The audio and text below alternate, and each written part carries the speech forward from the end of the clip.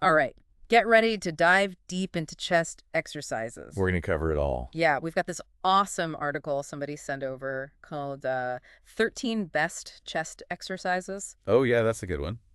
and 3 YouTube videos. Oh, yeah, those videos are great. There's some really knowledgeable fitness people on YouTube. I know, right? Like, they really know their stuff. Yeah, sure. But we're not just going to, like, list exercises. Yeah, no, we're going to We're going to really try to help people. we'll help you put it all together. Yeah, build a routine Create a routine that works for you, that's safe, effective, and, that you can actually do. yeah, and it doesn't matter if you're, Beginner or advanced. yeah, if you're a beginner or, like, if you've been doing it for a while. There's some good stuff in this. There's some really good stuff in this. I was surprised by some of it. Oh, yeah, I learned a lot. Like, did you know there's, like, a whole science to picking the right exercises for different parts of your chest? Yeah, I mean, it's all about anatomy. Okay, so chest anatomy 101. Lay it on me. All right, so, like, the main muscle everyone's trying to build, right, is the pectoralis major. Pectoralis major. Got it. And it actually has 2 parts. Okay. So you have the upper chest, At the part tabs. which is all called the clavicular head. Oh, okay. And then you have the lower part, which is the sternal head. Sternal. Okay. So then you also have the pectoralis minor, which sits underneath. Underneath. So there's a smaller muscle. Okay. And then the serratus anterior, Serratus anterior. which helps with shoulder stability, which is super important. Oh, interesting. Okay. Yeah. So it's not just like one big muscle, No. which means we can't just do any old chest exercise and expect good results. Exactly, yeah. And, Right. it's like, if you think about your chest muscles as a map A map. with different regions. Okay. I like that. Yeah, so each exercise is going to target a specific region. Oh, interesting. And that's why you need to do a variety of exercises. So that you can hit all of them. Hit all of them so that you can develop your chest in a balanced way. And so you can prevent injuries. Exactly. Because muscle imbalances can lead to injuries.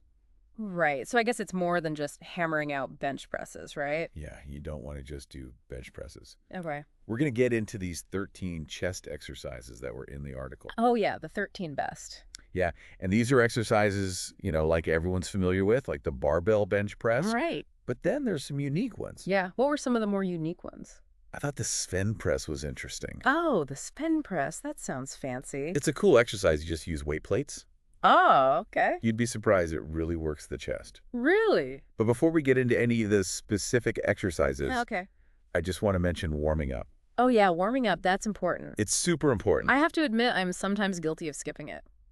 I used to do that too. It seems like a waste of time. I know, but all the experts in these videos really stress the importance of it.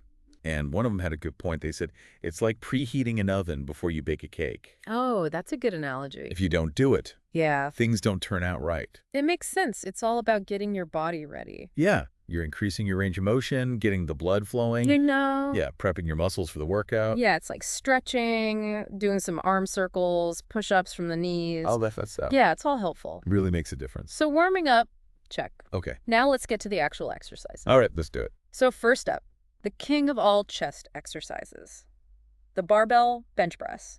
It's a classic. It is a classic, but is it really all it's cracked up to be? It's a classic for a reason. Okay. Because it works multiple joints and multiple muscle groups at the same time. Oh, so you get a lot of bang for your buck. Exactly. So for strength and size gains, it's really effective. So it's like a compound movement, right? Yeah, it's compound movement. Okay, but I've heard it can be tough on the shoulders. It can be if you're not careful. Yeah, if you have bad form. Yeah, and these YouTube videos have some great tips on how to do it safely and effectively. Oh, yeah, like what were some of the tips?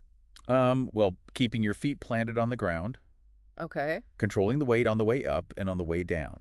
So not going too heavy. Yeah, not arching your back too much. Right. And even like small changes to your grip width can make a difference.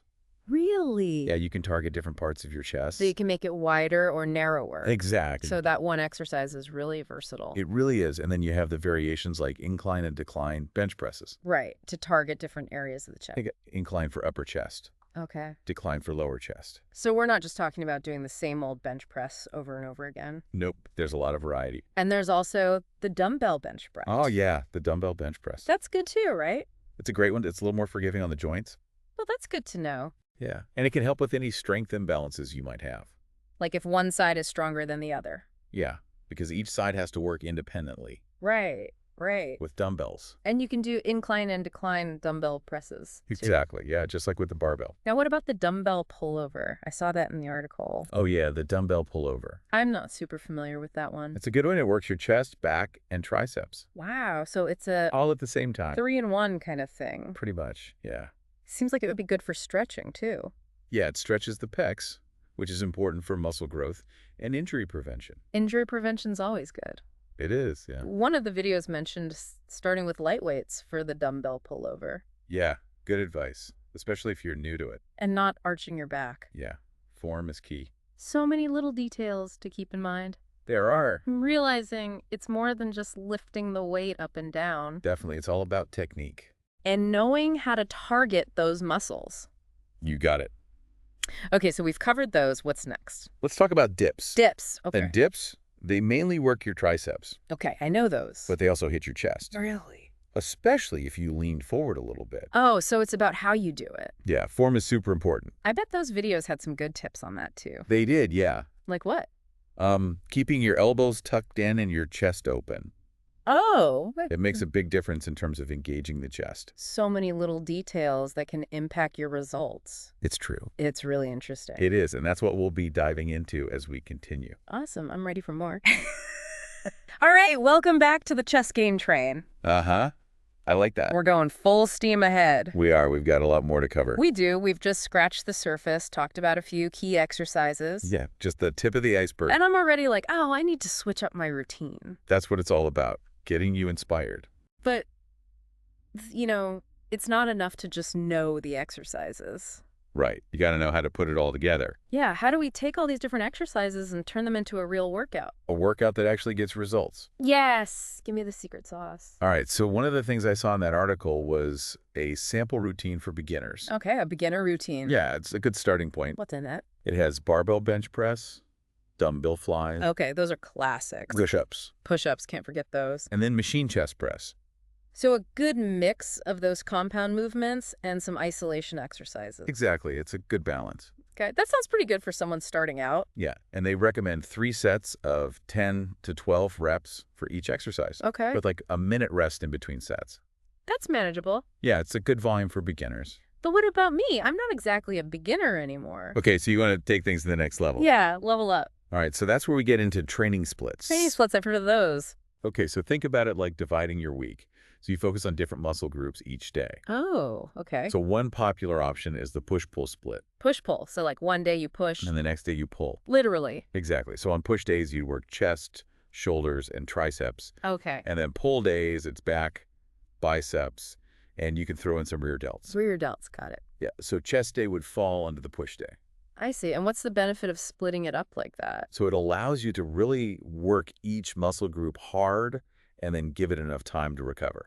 So you're not working the same muscles 2 days in a row. Exactly. And there's another one, right? Upper, lower. Yeah, the upper-lower split. That one's pretty self-explanatory. Yeah, one day you work your whole upper body. And next day, legs and core. Exactly. So I'm seeing a pattern here. With either split, we're basically hitting chest once a week Yeah, that's a good frequency for most people. for optimal recovery. Right, because that's when the muscle growth happens. It's like that cake analogy again, right? Haha. Yeah, you can't rush the process. You need to give it time. Time to rest, time to rebuild. So we've talked about exercises, routines, splits. We're hitting all the points. But there's one big thing we haven't really mentioned yet. Oh, yeah. You're right. Nutrition. The fuel for those gains. So I'm guessing you're going to say protein is important. Protein is key. It's the building block of muscle. I knew it. You gotta get enough. How much is enough? That article recommended about 0.8 to 1 gram of protein per pound of body weight per day. Okay, so I got to do some math. Little bit of math. I'm not a huge meat eater. Are there other ways to get protein? Yeah, tons of plant-based sources. Like what? Lentils, beans, tofu. There are even protein powders made from peas or brown rice. Oh, interesting. Yeah, lots of options. Okay, so protein, check. What about calories? Oh, yeah, calories, that's a whole other thing. It is. It's important. So if I want to build muscle, I need to eat more. Yeah, you need to be in a calorie surplus. That means eating more than I burn, right? Exactly. You need to fuel those workouts and give your body the building blocks to grow. So if I'm trying to lose fat, it's the opposite. Right. Then you want to be in a calorie deficit. Burning more than I eat? Exactly. It's all about finding that balance. It is. It's finding what works for your goals. And what about eating before and after workouts? Oh, yeah, that's important too. I know I've read about that. So before you train, having a little meal or snack with carbs and protein can help fuel your workout. So you don't run out of energy halfway through. Exactly, and it can prevent muscle breakdown. Okay, and after? After, you want that protein to help with recovery. So a protein shake or a meal with protein and carbs. Yeah, that's a good strategy. It's all starting to make sense. Good, I'm glad. Now, before we move on, I got to ask you something. Okay, what's up? You mentioned injuries earlier, and it made me think, Oh, yeah. have you ever had any injuries from doing chest exercises? Okay, back for the final set of our chest training deep dive. And I gotta say, when you mentioned injuries, it made me think about, Oh, no. I've definitely been there. We've all been there. When I first started lifting, I was so gung-ho, Yeah. like, gotta lift heavy, gotta get those gains. Gotta push it.